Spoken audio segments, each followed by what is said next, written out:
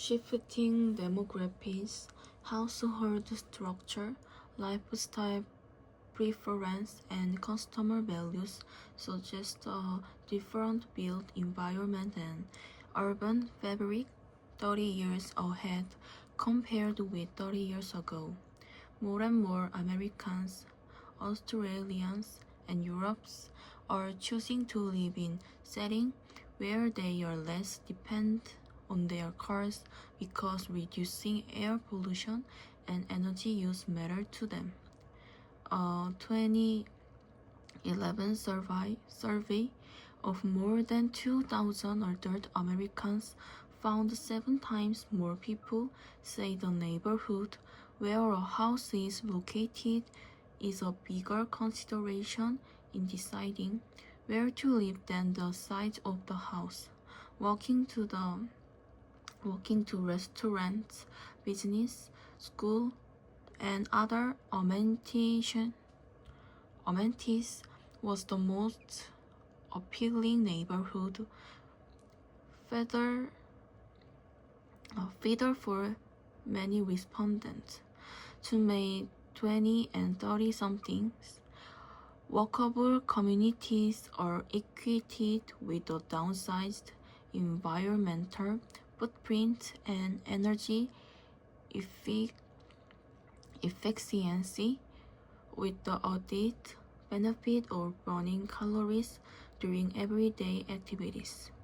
If green building and solar panel dot the landscape and rooftops, all the better. Notes one economist with the Urban Land Institute. Energy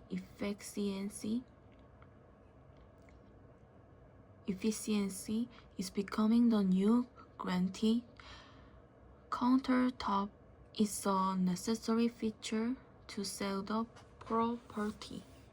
In recent years, there has been an increasing tendency of economists, scientists, and politicians to shift the focus from population growth to consumption as the more important underlying driver of biodiversity loss. For many, the emphasis on consumption avoid politically charged topics such as population control, which most people oppose on ethical or moral grounds, and because it is associated with divisive topics such as xenophobia, racism, and eugenism. Other highlighted that it is not the number of people per se, but how natural resources are consumed. What is the main cause of environmental decline? Indeed, rich people and rich countries have disproportionate impact on the natural environment because they consume a disproportionately large share of the world's natural resources. To use one example, the USA accommodates only 5% of the world's human population, but use 25% of the world's harvested natural resources each year.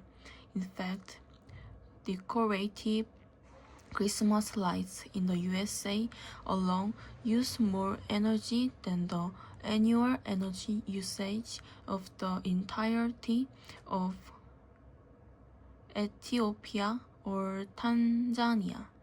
And yet, the average USA citizen uses less than half of the energy than an average citizen of Qatar user. Qatar being a small but wealthy Middle Eastern country. Movies featuring wonderful natural landscape and charismatic wildlife often increase the desire of moviegoers to visit nature area where they can see this landscape and animals firsthand, but they can also, while many documentaries are created with this purpose in mind, such benefit can also extend to blockbuster movies meant for broader audience. For example, Disney's Happy Feet highlighted the threat of overfishing and plastic pollution to penguins. The Jungle Book exposed audience to the endangered pangolin. Such exposure can even lead to environmentally conscious behavioral change. For example, moviegoers were willing to donate 50% more money to climate mitigation after watching the Apocalyptic